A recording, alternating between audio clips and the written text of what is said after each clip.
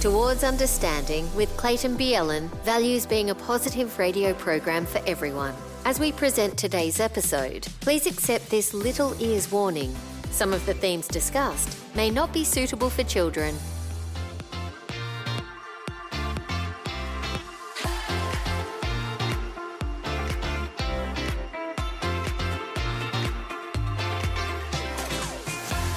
If you had the chance to be every single thing that you ever dreamed of, everything that you idolized as you were growing up, maybe it was a sport, maybe it was music, maybe it was skating, I don't know, whatever it is. What was the thing that you just, oh boy, I don't think I'd ever be that, but I'd love to be what that is. What would happen if it occurred? Have you ever thought about it? How you might handle it all? Well, this is the story that we are going to get into today. One of Australia's greatest ever rappers, 360, is our guest. He's going to talk about the fact that he actually lived the life he once dreamed of. Sex, drugs, rock and roll, well, rap. All of what that was actually something that did not provide him hope or positivity. In fact, it ended up bringing him destruction. We're going to hear the story today. This is a full-on conversation. We talk about all of those things and in some detail. So just letting you know that before we start this conversation. And we also talk about the hope of finally getting rid of addiction and this understanding and this revelation of true peace, true hope from here on in this last year or so as Six has come to a relationship with Jesus, and that has changed his life. Just before we get stuck into this conversation, would you like, rate, review, share this podcast, follow it? It's all for free. And the reason we want you to do that is it helps the algorithms get it out to more people, because we just have a heart and a passion for people to understand and know these sorts of stories and what it might mean in their life as they head towards a better understanding. All right, let's get stuck into this conversation. Joining me in the studio, Matt Colwell, but you might know him better as 360, the rapper. G'day. Now, Six, you like going by Six? Six, yeah? yep. I love that. Look, thanks so much for coming in and having a conversation with us. Man, thank you for having me. I really appreciate you taking the time and having me here. It's awesome. Let's talk a bit about music first of all, because we're going to talk a bit about music. We're going to talk about the fame of what it means to be at the top of music, the pitfalls of what that is, some pretty tough stuff. We're going to talk about drugs, sex, fame, money, these sorts of things, and then ultimately around faith. So we've got a lot to cover in your story. But Six, take us back to the idea of actually when music first became a part of your life. I was probably about 13 and I became obsessed with Michael Jackson when I was about 5. All right. Obsessed, and I wanted to be him, started trying to do all the dance moves and all that. That was like my introduction to really loving pop music. Yeah. Then I was always into music. I got into the choir when I was in primary school. I was in the National Boys Choir. Wow. I had crazy pipes on me before I hit puberty. And then around 13, started listening to stuff like Korn and Limp Bizkit, The Offspring and stuff like that. And then got into skateboarding, and all of my mates' older brothers who I really looked up to were just banging rap music all the time. It was always Wu-Tang, Biggie, Big L, stuff like that. This kind of raw New York boom bap hip hop, and I just fell in love with it. Became extremely obsessed with it, and I think I've always had this obsessive kind of compulsion towards things that I enjoy. I would just live and breathe it. Because it was actually basketball up until that point in your life, hadn't it been? And that obsession on that really was the focus too, yeah? Yes, so basketball started when I was 5 and then continued till about 18 or 19. Yeah, right. But when I got into rap music, that just took over. But I always thought it was just a hobby. I thought basketball was going to be my career, and never thought music could be something you do as a career. But it was just what I was doing all the time. So just started, going hard. Yeah. So, here you are, 14. I know part of your story, you started doing different aspects of, whether it be rap battles or whatever it might be, and getting into it more and more. And then within a couple of years, you actually had been signed.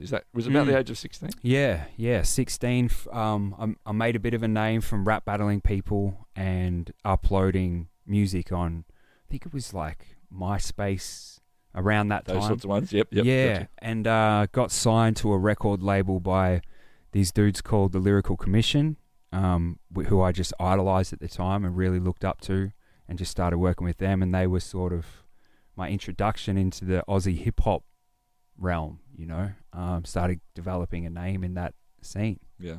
Now, it was around this time that the 360 name happened too. Could you tell us a bit of the story? How did I'm sure everyone's sitting there going, hold on, 360. How did he get that name? I'm sure that's not what his parents named him. Oh, So mate. How did that come about? Mate, it's a funny story. So I first had a name, which is a very common white boy rap name. I went by Casper.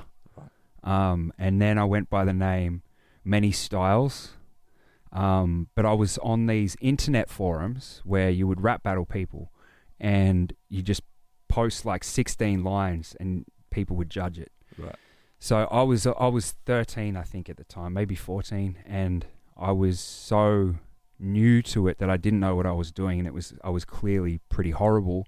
So I was just stealing people's rhymes. Like I would go and use Nas lyrics or like these other rappers and just claim them as my own, and then I got banned.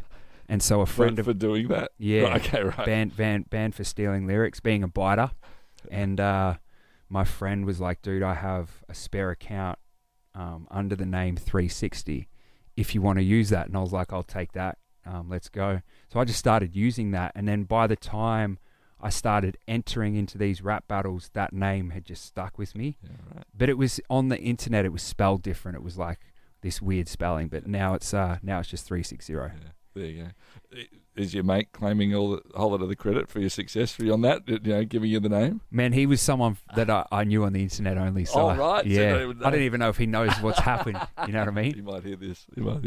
So here you are. You signed at the age of 16. That's pretty young for anyone to really suddenly be at this point of, someone's going to invest in incredible ways in you. How did you handle that moment, and what were the sort of the steps of what occurred next?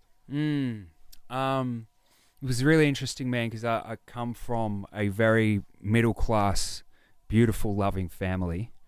And then in the Aussie hip-hop world, in that scene, I thought in my head I wouldn't be accepted in that scene because everyone was quite, from the streets or like from the graph community where they were pretty full-on, pretty hectic dudes and that. So I thought that I had to become like them in order to fit in. So I started pretending I was something I wasn't, trying to seek their approval and trying to be cool. So I was making music with them like I was this little staunch kid who would bash dudes and rob people and stuff like that. And I've never been that person ever. So I was projecting this image that just was inauthentic, and that kind of just stuck with me for a while. I was forever chasing people's approval and thought that's what mattered the most.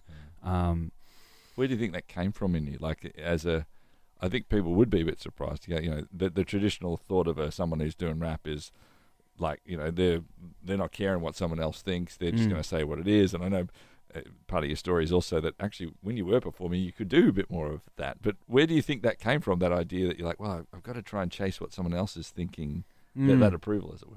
I don't know if it really came from anywhere, but I was just trying to fit in, and I thought that's how to do that. Yeah. Yeah. Sorry, I interrupted. So you're in the midst of that. You're doing this. You're sort of doing this more not you style of rap. And simultaneously, I'd started working with this guy called Pez, who me and him met playing basketball together. We really connected for our love for basketball, but also for rap. And we started making tunes together, and he was someone who wasn't trying to fit in with other people. He was just being himself. And he was seeing that I was trying so hard to fit in, and he was the first one to encourage me and going, like, the person you're projecting yourself as is not who you really are. Like, just be who you really are. Like, I know the real you, and people love you. You're lighthearted. You're funny. It's just be yourself kind of thing. And that that really helped me shift into, okay, who am I guess, and started embracing my own sound and figuring out what my sound was at the same time. Like, I was always following trends in music, and then went from that to trying to start my own and like be like, okay, what kind of music do I actually want to make? And at the time I was listening to a lot of dance music. I think because we were partying a lot as well. This is when we were about 18 or 19. Yeah. So we'd be going out on the weekends and taking a lot of drugs and stuff like that. And I think when you're in that scene, the music that you listen to hits differently. So it was like suddenly I was really enjoying dance music, pop music, and all sorts of stuff that was outside of the scope of hip hop. So I started being like, I want to make this, but with rap on it, you know? And no one had really done that in Australia at the time. So I just started doubling down. It took me a few years to start getting it together. And then by about 23, that's when it all started kicking off. Yeah. Can we pause just before we start talking about that? Because I do want to talk about that moment. But also in that time span, I'm led to believe you ended up having some issues with your eye. It was around 18, 19, something like that. And could you just talk just a bit about that? I want to ask a couple of questions around that. Yeah, so I was playing basketball, and suddenly I noticed there's this kind of blurriness coming into my sight, in my vision, especially when I would look at lights. They would get this halo around them and it would just be quite blurry. I was like, what's going on here? Yeah. So I went and got some tests done. They couldn't figure it out, and then they did some deeper tests or different tests than they normally do, and they were like, oh, you've got a disease in your eyes called keratoconus, which is where the cornea is meant to be shaped like an oval, but it's shaped like it starts morphing into a cone-like shape, and the surface of the cornea starts disintegrating and eroding, and you have to get all these kind of surgeries done depending on how severe it is. And I had to get a cornea transplant, like a corneal graft, where they cut off your cornea and put someone else's on there, and then they sew it on and you have stitches in your eyes for ages. Gee. So I got that done, and by the time they took all the stitches out, my vision in my right eye was just blurry. So I'm blind in my right eye. Just looks like I'm looking underwater or through like a foggy glass. Yeah. Just can't really make much out. So once I had that done, my basketball just started going downhill. I wasn't able to shoot well anymore. Yeah, of course. The depth perception was all gone. And it was kind of a blessing, man, because I think my basketball had become this big family affair where me and my dad would join at the hip from a very young age, and he was training me to be a basketballer, showing me how to work hard and all that, and I loved it. But it got to the point where I didn't really want to be doing it anymore, but I didn't want to let him down. Yeah, like he was my favorite person in the world, so I was just like, oh, I can't I'll break his heart. I don't even think I was aware of it, you know what I mean? I was just like, can't let my dad down.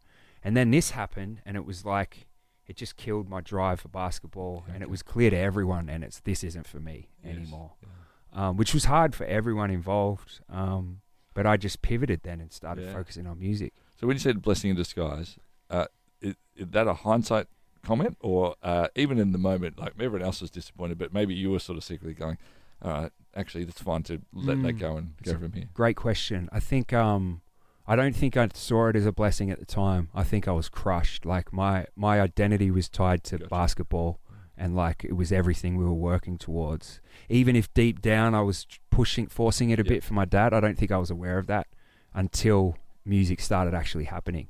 You know, it was definitely divine intervention in my mind. You got signed to a record label. You mentioned earlier on, it sort of started really hitting its straps around the age of 23. You had your own style.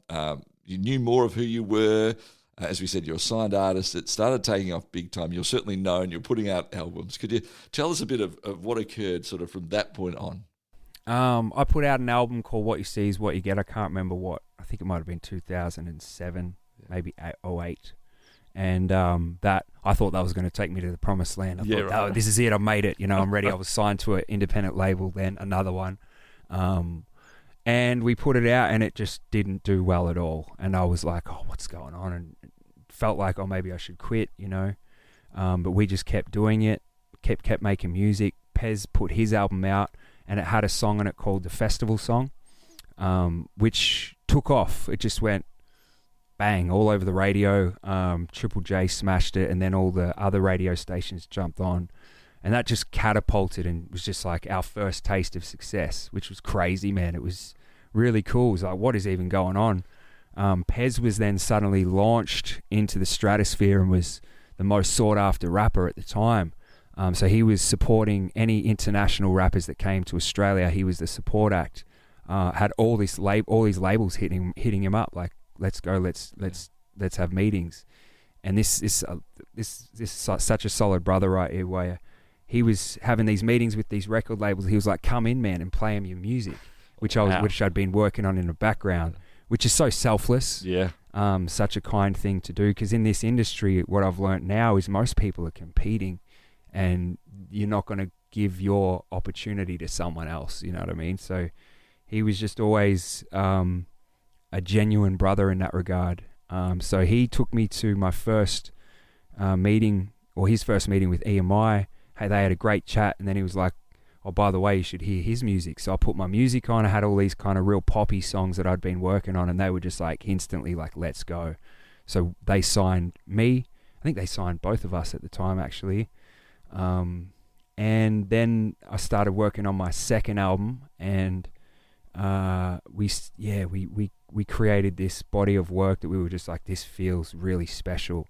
At the time, I was heavily into the law of attraction. I'd watched this movie called The Secret, where it's like you can believe things into existence by visualizing and believing it's going to happen. So I was big on that, man, writing down all these big goals that I wanted to achieve and just like willing them into existence. It was pretty adorable. And I had written all these goals, and it's interesting, like I was convinced, it's going to make it, but then the album far exceeded anything that I had written, and just went crazy. Like it was insane that we put the album out. Every single song we released as a single got played on the radio like crazy. Incredible, like actual airtime, not just like here and there. It was like everywhere. Started getting everything's going platinum, multiple platinum, like doing all these award shows, and then suddenly I'm walking out in the street and I feel like I was someone who was probably normally avoided, and then suddenly everyone's swarming me for photos, getting all this attention from women, which is something I've deeply desired. I think a lot of the reason I wanted to be famous was because of that. Yep. If I could have my pick of beautiful women, then I'd be sorted. Coming into all this money, so we were also partying at the time. And the reason before the music took off, the only reason we were only partying on the weekends because we didn't have much money. Yeah. And then we come into all this money, so it was like, why stop? And life just became this. Everything I'd wanted it to become. I wanted this sex, drugs, and rock and roll lifestyle. I've been reading books like the Motley Crue, their lives and the lifestyle that they led, and I wanted that. Like I romanticized the idea of being a heroin addict. If I wasn't a rock star or a musician, that would sound dirty to me. But coupling that with music, it sounded appealing for some reason. It's interesting, isn't it? Which is gross, bro. Very, very crazy. So I was like all about drugs, all about getting high, going on benders. So it was with that mindset, right? This was what you did, right? Like this wasn't. I'm not sure I'm really even trying to ask this, but maybe I am. Like were you choosing that, or did it almost choose you? Because you're like, well, this is what I've been planning the whole time. So I mean, you always do choose it, but like this is what we do. This is the deal. This is it. So it's not like you're going, oh, this is bad for me or whatever else. You're just like, this is what I do now. Yeah, I mean, I remember I started dabbling in like really hardcore drugs, like meth and OxyContin, the highest you could get. Yep. And I remember people being like, dude, these drugs, this OxyContin is for people with cancer that are dying. And you're saying you've got back pain and you're just taking like 4 or 5 a day. They're like, you need to be so careful. And I was like, man, I'm just having fun. I'm not trying to escape anything. I'm just making a good time even better. And I'll stop. I'll stop when I want to stop. Yeah. And then woke up and it was like, I can't stop. I just was I'd crossed the line into addiction, not even knowing. Yeah. And then I just could not stop. But if I tried to stop, I would go through withdrawals, and it was like, what is even going on here? So I I didn't even know that addiction could do that. Yeah. And that would cause those withdrawal feelings. And then suddenly the only thing that would stop those feelings is taking more drugs. And then it's like you get ashamed of having to do that, so you just don't tell anyone. So it was like this vicious cycle where I wasn't trying to escape initially, but then I was. Right. And you're trying to escape almost the embarrassment from others, and then you're just trying to escape the feeling. Yeah. By creating a different feeling. Yeah. Yeah. And you were, I mean, you were taking these drugs that were giving you highs, and then you were dealing with it by taking more drugs to sort of take away the lows. Yeah, I remember someone close to me used to take Nurofen Plus whenever they had a hangover. Yeah, right. And they were like, the codeine in it gets rid of it, the hangover completely. So that was like, I specifically remember the tour I started doing it. I would take like 4 if I had a big hangover. It would just make me feel so awesome. And then and just for as a pharmacist's son and working in the pharmacy, I'm like, oh my goodness, don't take 4. Like, that's so far too many. You're just going to wreck your insides. Okay, so keep going. Yeah, man. And that just spiraled. It just, as your tolerance increases, you need more. Yeah. So that just was over a few years, it just kept going up and up. So I was going on this tour for my 3rd album. I was usually just going to a doctor and getting all this OxyContin, and he would just sort me whatever I wanted. And then I was like, I'm going on tour, so I need a lot. I need enough to sustain me through the tour. Got it all. This is probably about 5 days before the tour, and I think I went through them in 2 days, and was just like, oh, what do I do now? So when I hit that point where I couldn't get the OxyContin, I would go straight to the pharmacy. I would just pharmacy hop around. So I'd go in and go Nurofen Plus, go take it, go to another one, get another box. So I'd get 3 boxes, and I was having 90 tablets, which is just insane, man. Absolutely. But my tolerance was just so extreme that wouldn't even do anything. It would just make me not feel sick. It was disgusting. So I was like, I've got to just do this every single day for like the next few days and just buy as many as I can. So my whole suitcase was just, half of it was full of these boxes and half of it was clothes. And so when it was like a few shows into this tour, I wanted to get high, so I had 4 boxes instead of 3, and started convulsing.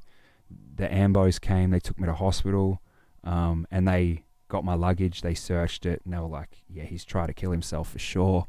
I was on suicide watch, and they just would not believe me that I would never try to do that, and they wouldn't believe me that this was what I was doing every day. Yeah. And no one knew the extent of how wild this had become. Like, I think people knew that I was a party animal, like I loved going on benders and drinking, but no one knew that I was doing this kind of thing. Yeah. And then they handed me the phone, and they'd called my mum, and I had to just come clean to her and say, look, I'm an addict. So they had no idea up until this point? No idea. Jeez. I think they knew I was a party animal, that's it. Yeah. And then I was like, I think I need to go to a rehab. We cancelled the rest of the tour, which was kind of devastating, cost a lot of money. Yeah. I came back, went into a rehab. The only reason for going into rehab was to sort myself out and get back out on tour. It wasn't to try and get better. Gotcha. Yep. That's all I wanted to do, was just keep touring. And so, sorry, could I just push on that for a second? So when you said it was the only reason was to get out, so like that was your driving force, right? I'm going to get right so I can get out there. In your mind, as you're doing that rehab, are you thinking, I'm just going to get stable enough so I can get out there, and then I'm going to go back and hit these drugs again? Or was it more around, I'm actually trying to get clean so I can just get out there? If you followed the question. Yeah, definitely wasn't trying to get clean. Yeah, okay. It was just it was a path to the next step. Yeah. And I think because I had suddenly come into all this kind of attention and fame and success and money and all that, I had never had that before, and suddenly I got all the validation and approval that I'd always wanted. And it was like, this makes me feel good. But it was like, I got it, and it still wasn't enough kind of thing. So I was like, I've got to just keep getting more. I've got to keep chasing this success, because that meant I was worthy. So I was in the rehab and thinking that, I'd cancelled this tour. My career's possibly over. I need to get back out there and start chasing this again. Which is just a brutal thing to go through, where people's opinion of you determines your happiness. Yep. or what you mean as a person or your identity. And it was this vicious cycle, man. So I got out. I did stop drinking and partying then. Like I wasn't interested in that, but I wasn't interested in stopping the other stuff. Yeah. You know what I mean? So it was, this little battle of trying to go to the gym and sort myself out, but also not really wanting to at the same time, just wanting to for that. Yeah. It was brutal, man. You were chasing all of what it was to be really a rock star, right? Like to be somebody who had it, the women, the drugs, the fame and the money, and you experienced all of that. I mean, all of those to really the nth degree, and then you found yourself, as we just heard, overdosing, ended up in hospital, having to admit to your family, getting into a rehab so you can get out onto the road. As you headed back out onto the road and sort of going through that stage, it just wasn't the same though, was it? No, it was like everything had gone down. Like this was like my life was on this upward trajectory. I came into everything I thought I ever wanted, and then it was like I'd become the cliche addict who got everything and then threw it all away. And then it was like this constant battle trying to get it back at any cost and desperately wanting it because it defined me as a person. And it was not fun at all. I think I fell back in, like when my music took off with Falling and Flying, I reckon I was working from a place where I was making the music I wanted to make, not caring what people thought. And then it was like where I was then when the addiction was coming back, it was like I was making music from a place where I was trying to seek people's approval again and navigating according to what I think they liked or didn't like. So I was trying to change myself as well and fell back into that old habit, which has been quite a story for me, is this constantly, these identity crises where I embrace who I am and just be authentic, and things end up going well for me, and then have moments where I start caring too much and then things come tumbling down. It's very strange. Yeah. And I mean, you've been very public about that too, as you've had different conversations around the fact that, people pleaser is a phrase I think you've used, like this idea of, but I think you're right that from everything I've heard of you, and even as we've talked today, it is about that authenticity is actually sort of feels like what more it is. And, whether it's working with your dad on basketball or whether it be when you first start trying to rap and you're trying to be what everyone else is thinking you to be, or then even here as you start out again. It's interesting, isn't it, that it's so hard to be authentic to ourselves sometimes. Like there's a lot, I don't think it's just you, right? Like there's a lot, I think most of us go through this thing where we just want to be authentic, but we can't. I mean, as you've gone through that, do you know why it's so hard to be authentic? Yeah, I do, man. I think because I started playing basketball with my old man from a really young age, I was like striving for his approval and to live in a way that kept the peace, because I didn't want to annoy him by saying no. And there was moments where if I did say no, or he would say, you don't have to be doing this, but if I did say, all right, I don't want to, he would be really disappointed in me.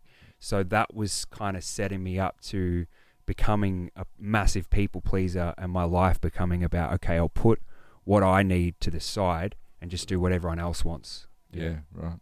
So here you try this, you get back out on tour, it doesn't work. It's not doing the same thing. The people aren't there in the same way. It's not, the trajectory's not happening. What was your next moves? What was it? Because there is, from that sort of spot to where you are now, there has been some remarkable growth that's occurred in your life. So what were the decisions you started making then? So it was years of chasing that and it not fulfilling or not ever reaching where it was, like chasing what I used to have.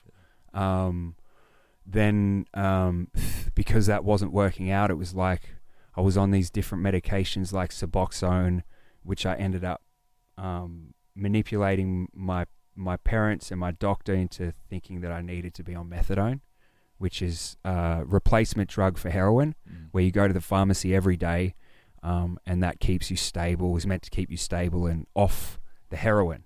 And I manipulated from going from Suboxone to that because I knew that you could abuse methadone and get high on it.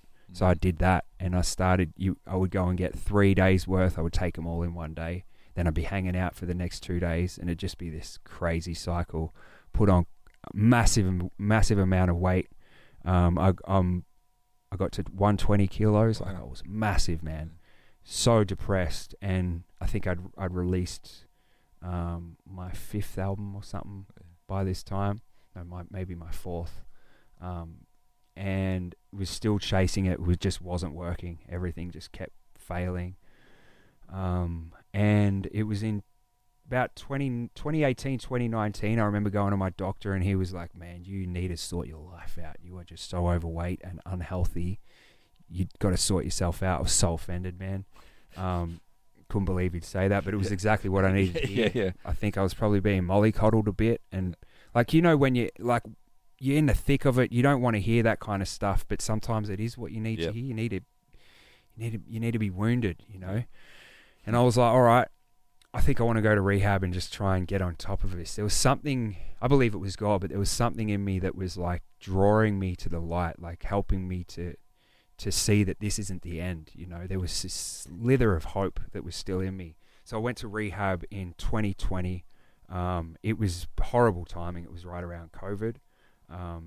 Went in there for 4.5 months, but I was, man, when I look back on that, it's like shameful because I was still messing up in rehab. Wow. Like I was on such a massive dose of benzodiazepines that they were scared with the amount they were giving me in there to wean me off what I was already on. But I was like going in there and I'd put it under my tongue. I'd walk around the corner, take it out and put it in my pocket, and I'd had this little stash. And I would go into my room and just like take them all at once just to get that kind of feeling, which is horrible when you're in rehab. That's the opposite of what you should be doing. You know, very frowned upon. If you get caught doing that, you get kicked out. But I just didn't care. It was like that. It was like I developed this habit that was so brutal. When I felt any form of anxiety or panic or depression, my only option in my head was to do something like that, was to take something or to drink or whatever it is. There was no other way for me. Never. Like nothing else was an option because it just didn't work. And then I got out of rehab, and I remember started going through this withdrawals again while I was at home. It was COVID as well, so it was full lockdown. I was just on my phone all day, every day, just trying to scroll and escape through that, I guess. I remember being like, okay, all I want to do is go and have a drink right now to numb this feeling because I couldn't take anything else. But if I do that, I know what I'm going to put my parents through. I know when I was in rehab for 4.5 months, right? And when I got out, I saw my parents, and it looked like my mum had aged like 10 years in that 4.5 months. Like she was frail. She was just very skinny, very unwell. Like they had a full nervous breakdown. Because you were in there, or because of COVID? I think it was because I was in there, but also COVID, isolation, all that. It was just this had this massive effect on him. And I saw that and was just broken, man. Like I could not believe what I'd put them through and that I was the cause of this. And that just filled me with a lot of shame and a lot of guilt and a lot of self-loathing.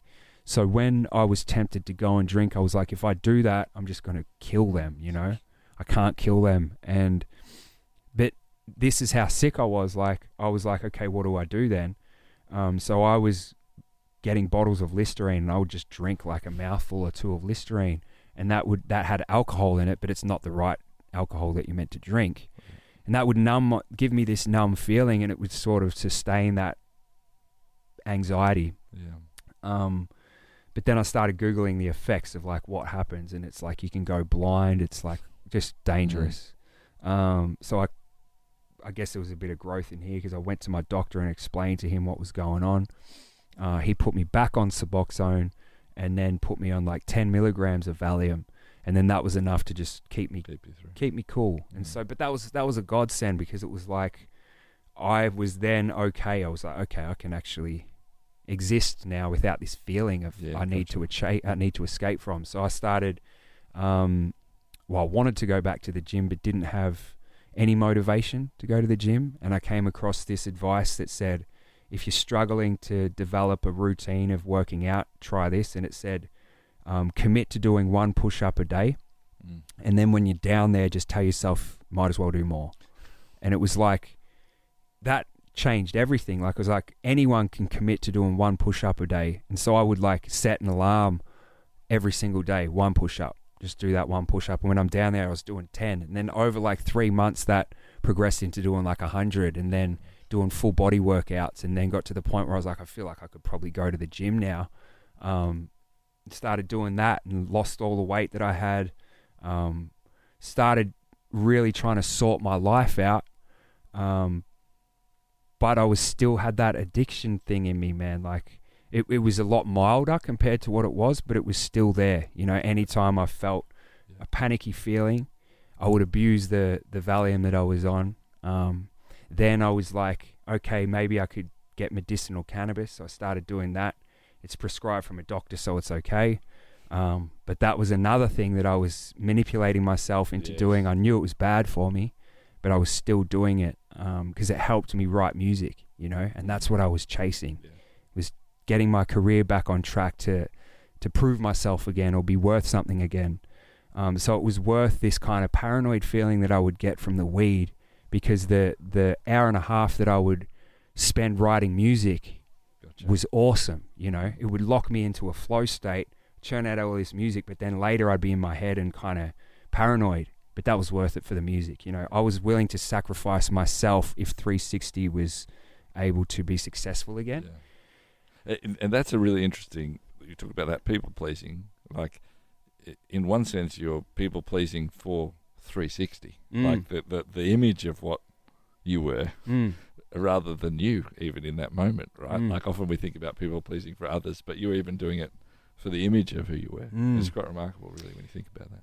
Man, crazy. And I started working with a life coach and met this guy, and he was definitely I just felt like he was the right person. Like it was just like there's these moments in my life where I've just known something is saying, it's from above, but something is saying, go with this guy, do this thing. It's like this internal guidance. And he was helping me with the people pleasing. He was like, bro, have you ever prayed before? And I was like, when I was a child, I used to pray all the time, and I just had this belief in God, that God loved me and that everything was always going to be okay, and it always was. But I fell away from that, I think probably before becoming a teenager. And he was like, man, I encourage you to start praying again. And I was like, I was so resistant to Christianity, like anything to do with Jesus. I thought Christians were weird, and I thought it was nonsense, right? So I was like, I'm down to pray to a higher power, but not down for that, you know. And he was like, well, you can sort of take bits from every religion and just, you know, make it your own. So I started doing that and didn't really notice much of a difference from doing that. But it introduced the concept of praying and God into my life. And then simultaneously around this time, my best mate Pez, he had this insane encounter with God, radically transformed overnight, got baptized at his first church service. Wow. It's crazy. It was really cool, but he called me and he was like, dude, I've just been baptized. I'm born again Christian. And I remember being like, what has happened here? Like I've lost my mate. He's gone off the deep end. He's become part of a cult or something like that. What's happened to him? And then we would catch up, and he was so transformed so quickly, and he was dropping all of this wisdom and insight that was like blowing my mind. And I was like, man, this is so trippy, because my coach has just been encouraging me to start praying, and I've been doing that. And it's like the concepts that we talk about God are very similar to what you're saying, but it feels something about what he was saying felt a lot deeper. And then he was like, dude, you got to go into this with an open mind. It is going to blow your mind, like fully. So I started reading the Gospels, and there was so much resistance, man. Like it's like I could look at any book and see it clearly, but look at the Bible and it was like foggy. There was just this constant pull to try and get me away from it. But I started doing it. Didn't make any sense. Like it just felt, and then this happened, and then he healed this person, and then that. It just made no sense. But I don't know, something shifted in me. I think seeing the transformation that he'd caused within Pez, I was like, if I can have that, I want that. So I just started chasing it. Chasing him, I think, but I think he was chasing me, to be honest. And that was about 3 years ago. And then about a year and a half ago, that's when all the wall came down. And it's like I went from I thought it was a fairy tale. I thought it wasn't real. I thought it was all made up. Then I started looking into the evidence of everything, and it was like, it's pretty undeniable. Like, out of all historical figures before the internet, there's more evidence for Jesus than anyone. Yep. And the resurrection from people who aren't Christians, who were actually hostile towards Christians. Like, all of this stuff was just like killing all of these preconceived ideas that I had towards Christianity and towards Jesus. I thought also that he was this soft, weak, pushover, passive. Yeah. And I didn't realize how much of a G he was, you know, in the Gospels, how he was so staunch and he was a truth teller, but that meekness, which I think we think is weakness, but having that power in reservation and directed towards love was, I don't know, something, everything was just like, okay, this is not what I thought it was. This is blowing my mind.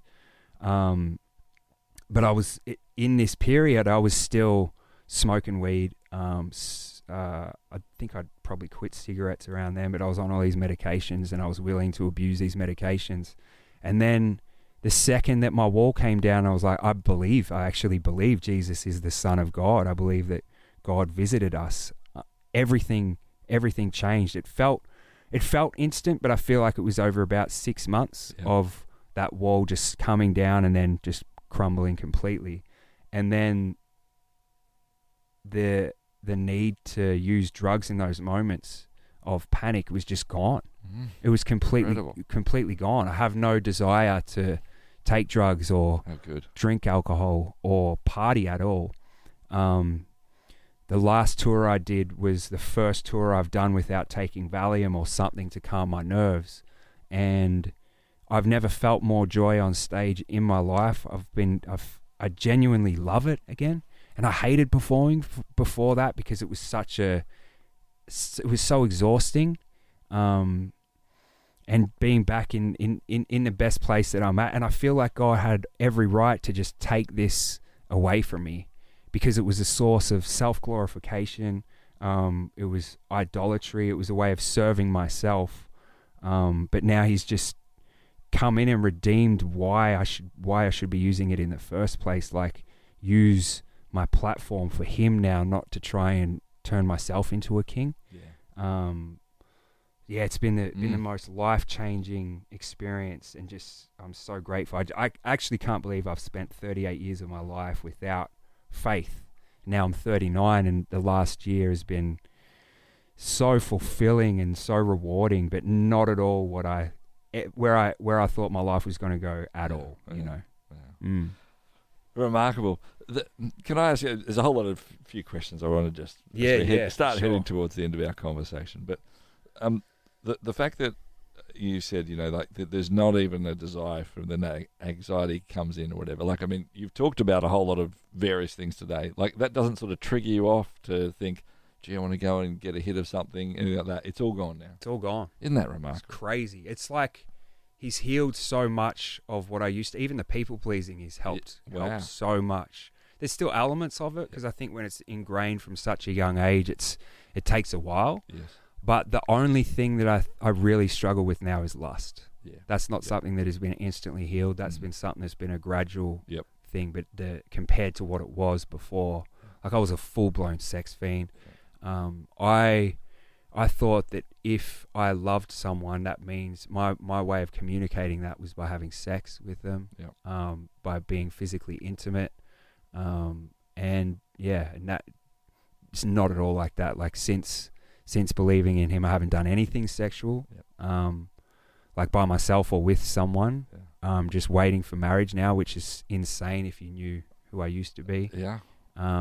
That's remarkable too, man. Yeah, but it's very tempting at the same time. There's moments where women will offer themselves up, and it's like the old me just wants to get involved. You know, but when I'm grounded in the Word every day and in prayer, it's like he intervenes and gives me the strength not to. Like, there's been moments on the last tour where there was a show in Darwin where it was very sexually charged, a lot of beautiful women, and it was like my flesh, it didn't even feel wrong.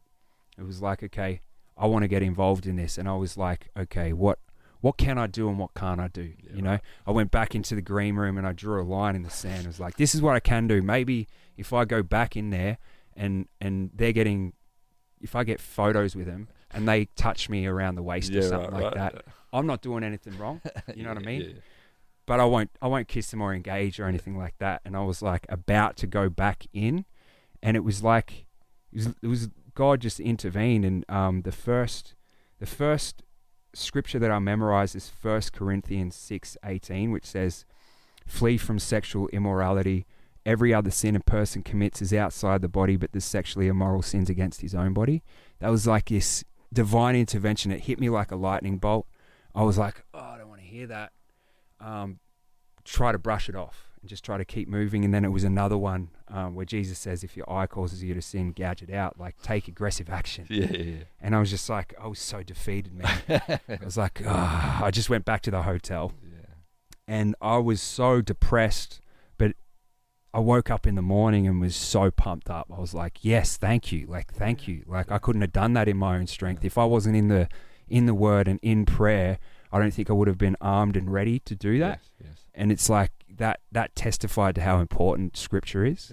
Yeah. Thank you for sharing. So few people are especially willing to be honest enough around sexual desire and what they're trying to challenge and challenge themselves on not doing. So thank you.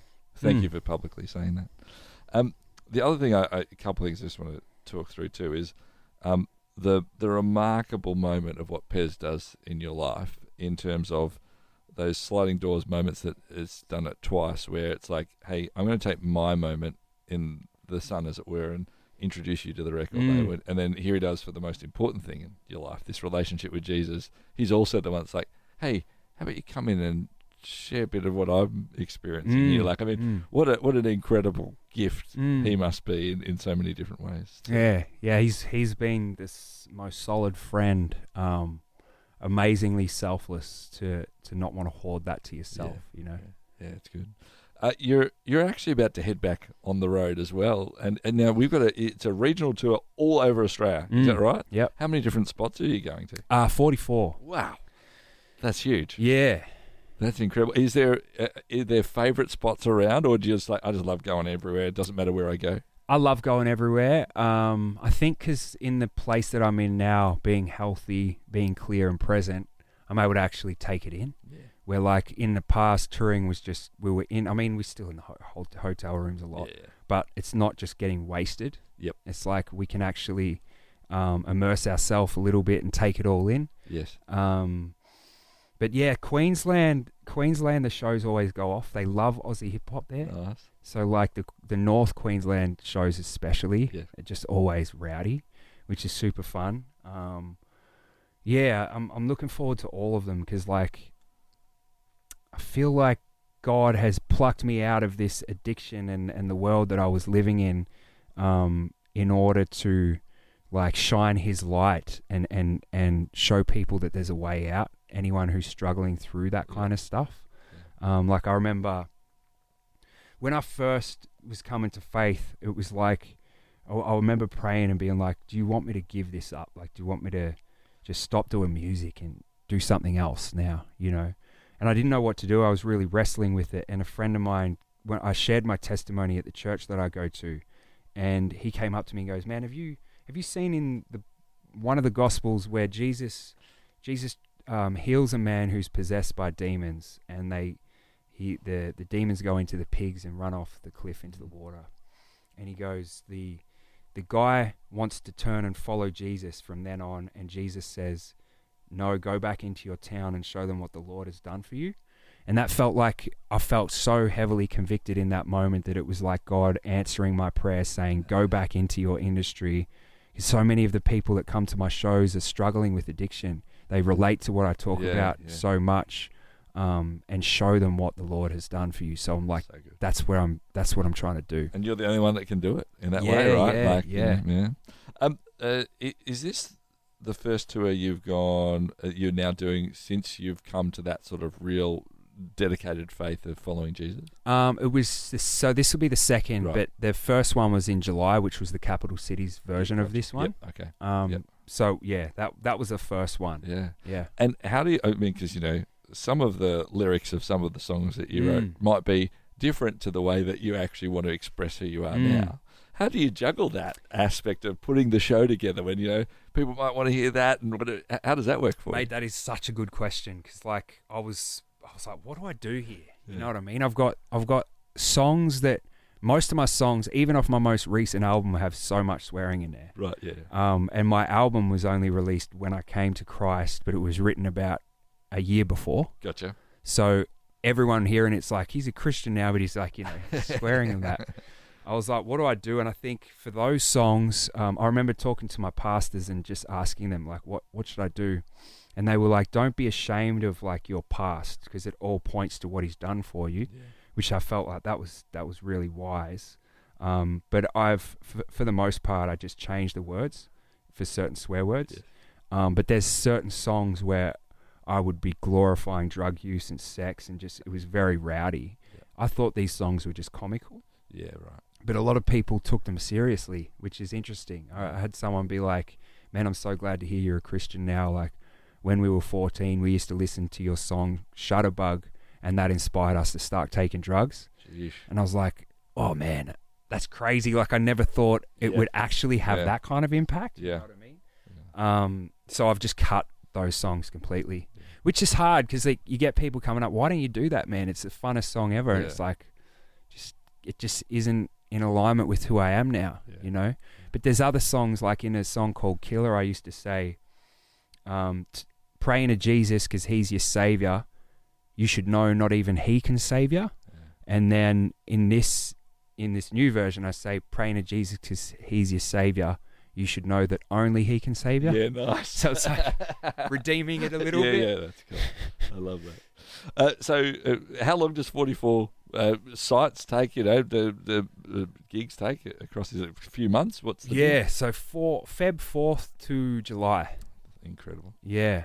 Well, we wish you all the best as you go with all of that conversation, not only the music, but the conversations that are going to happen, I'm sure, as people hear your story. Thank you for sharing with us today and for so many around as well. And I suppose we just want to encourage, just before we finally say goodbye to you, that, if you're going through an addiction, if you're wondering about this Jesus guy that Six is talking about, if maybe there is some sort of drug aspect that's going on, please reach out to somebody, right? Whether it's the care lines that are on this radio station that you're listening to, the majority of the stations that these programs are on, they've got those care lines. It's a local church, it's somebody who you need to, Lifeline, whatever it might be. Do reach out, right? You've heard Six's story. There is so much more for you than that addiction and what it is in driving you in that way. Thank you so much for talking to us. Thank you for being so honest. Thank you for the fact that you are living an authentic life versus maybe that people-pleasing more and more that you're trying to do, and that's so inspiring. Thanks, Six. Thanks so much for having me on, man. Share your brand, your event, your message across 90 Christian radio stations and major cities in Australia and New Zealand by sponsoring Towards Understanding, hosted by Clayton Bielen. More than 210,000 people tune into Towards Understanding each week, and with just one sponsorship, you'll reach this immense engaged audience. Find out more about this exciting and unique opportunity now on the sponsorship page at positivemedia.com.au.